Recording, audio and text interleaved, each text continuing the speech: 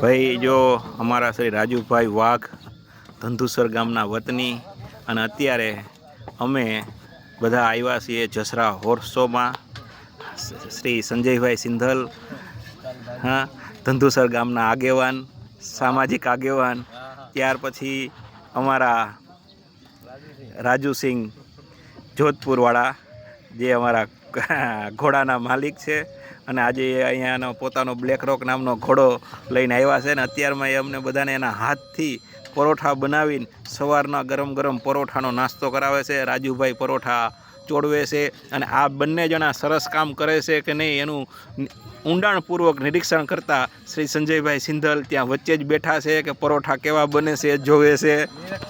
હા, હું છું જિગ્નેશ વડાલિયા.